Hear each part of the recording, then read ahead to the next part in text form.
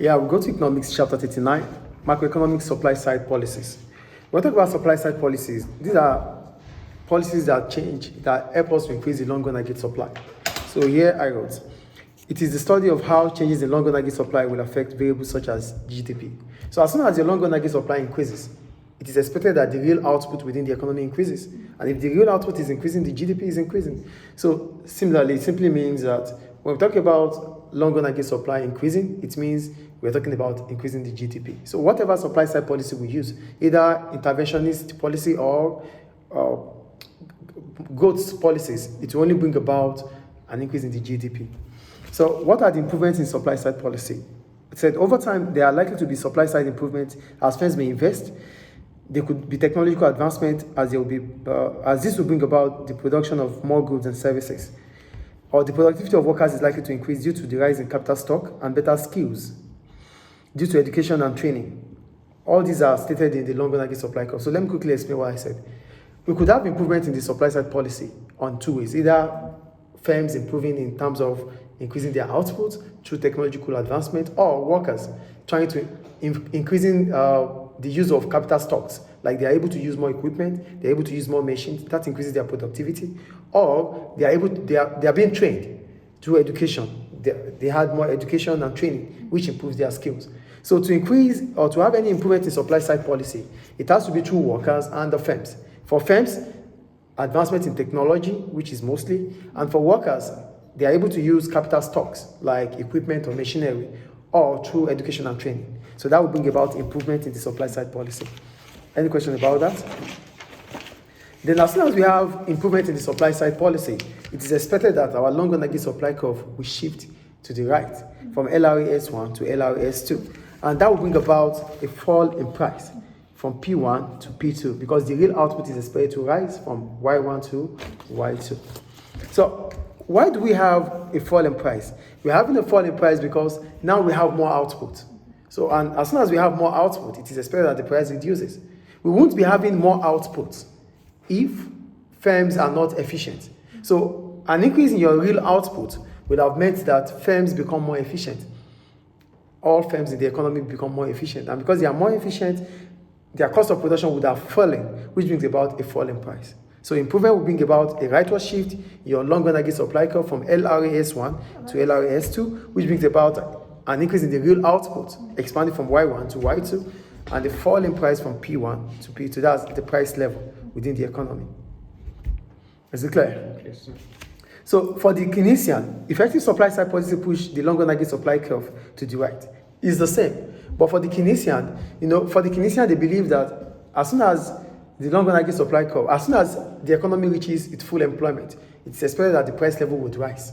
That is for the Keynesian. So that's why their own supply side policy talks about an increase in the long-run aggregate supply curve, which will bring about a fall in the prices of goods and services, which means there won't be inflation. Inflationary pressure would be less within the economy. What am I simply saying here?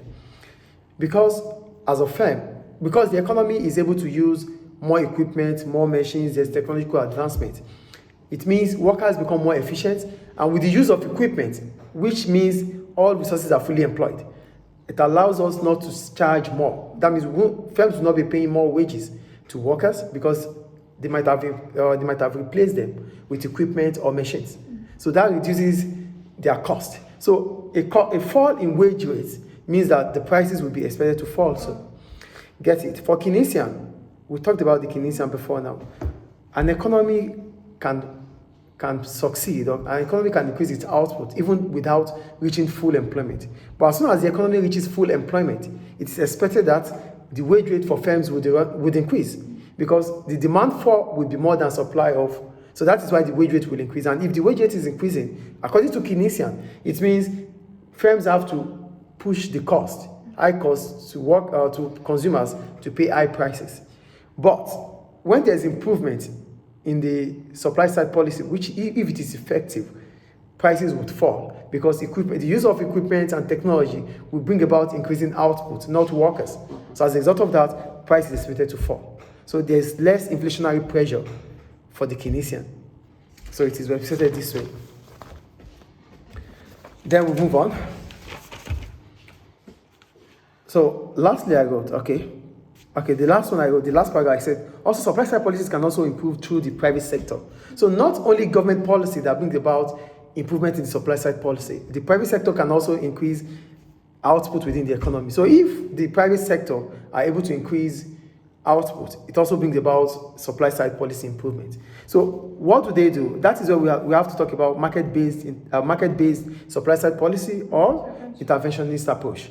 So for the supply side policies, we have the free market policy, which also increases output and growth, and the interventionist policies. For the free market policies, we're talking about policies that increase aggregate supply within the economy and reduces barriers that would hinder the growth of the economy. These are what we call free market policies. Get it again, we call it free market policies because these are policies that reduces barriers that would hinder the growth of an economy. That is free market policy. For interventionist policies, these are government policies made to increase aggregate supply within the economy too, but they are government policies. Are you with me? So here I wrote,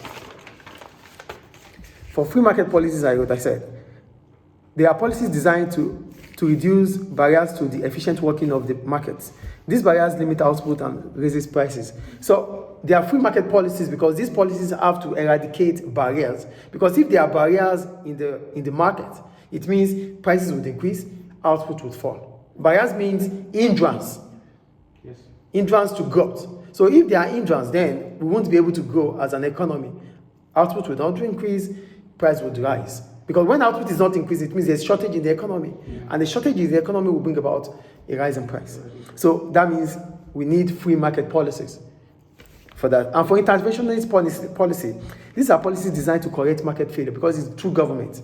So if government has to correct market failure, government has to do it through intervention. And government intervention could be called interventionist policy. So we have interventionist policy to reduce or to correct market failure. We have free market policies to reduce or to eradicate barriers that bring about limiting output or increasing prices. Do you get the two there? There's a difference between free market policies and interventionist policy. Free market policies are policies that eradicate barriers in the market. And when we talk about barriers are those things that limit supply or increase prices. Then we have interventionist policies. They are policies that correct market failure within the economy. Any question about that? So we go to free market.